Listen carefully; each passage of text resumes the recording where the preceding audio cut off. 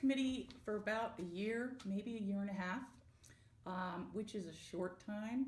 But last year we didn't have a committee, and I was particularly upset about things that were going on, and especially the Tamir Rice incident.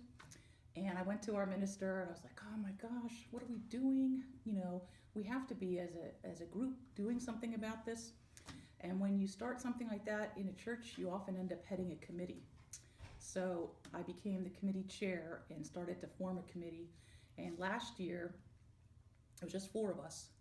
And now we're in a whole different place. So what started out as no committee has become a huge movement. With a mission statement that was pretty straightforward, but it's always broader than that. And so here's what it says in our online mission statement. It says, Racial Justice and Immigration Reform Committees, in keeping with MLUC's motto to transform lives through love, service, and our welcoming faith, are teamed together to promote a greater understanding of the inequities and racial oppression existing in our communities, and to work to overcome them. Or work with various needs, special needs groups, like the Chester Children's Chorus. They did an awesome concert, and they're in Chester, which is only like 17 miles away. And here's a group of young kids who are living in a pretty tough neighborhood filled with lots of violence and difficulties, doing beautiful things, and just helping to get the word out about them, support their cause financially, so forth. It's a different kind of partnering, right? But it's a supporting relationship, and I have to tell you, I enjoyed that concert.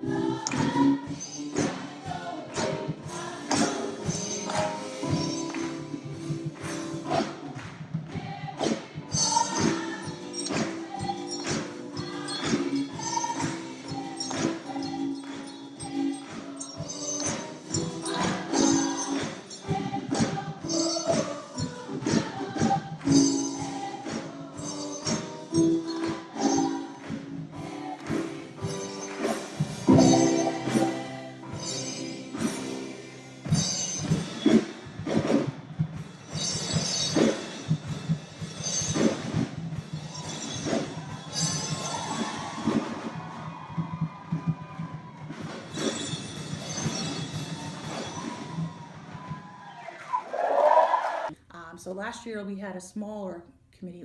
Our church is very active on many social action fronts, but for a little while our racial justice thing went dormant because some of the volunteer leaders had kind of gotten older and retired and were doing so many other areas.